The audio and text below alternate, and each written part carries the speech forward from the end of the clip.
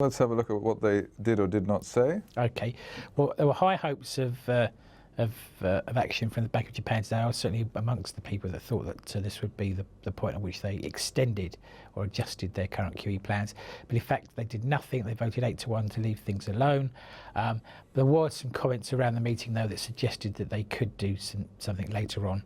I think that there were comments like there was no limit to what they could actually do in terms of QE. I think Mr. Kuroda said that. So the door's open to a move later, whether that's in November, December or January. We'll have to wait and see.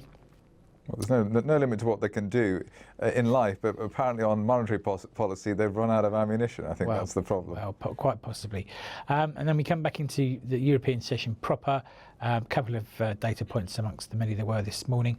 First of all, German retail sales for September. We look at the year-on-year number here.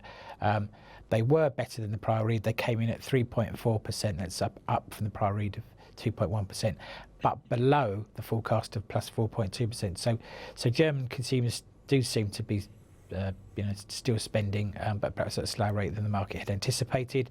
And then we had the consumer price index for October for the Eurozone as a whole, so one of the many measures of inflation that we watch these days. This is the year-on-year number, came in absolutely flatlining, plus 0.0%. That was bang in line with the forecast of plus 0.0% and a smidgen better than the previous read of minus 0.1%.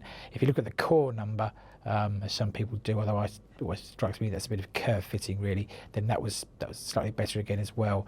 But still, we're just fluctuating around the we're nowhere, are we? No, absolutely not.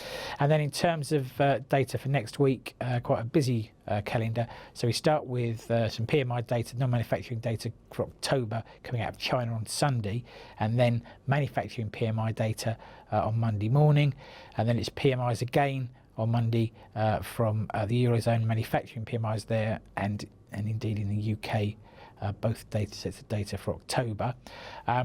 Moving forward to Wednesday, we've got producer price index numbers for September from the Eurozone, and then Eurozone-wide retail sales figures for September again on Thursday. And in both of those cases, I suggest you look at the year-on-year numbers rather than the month-on-month flavours.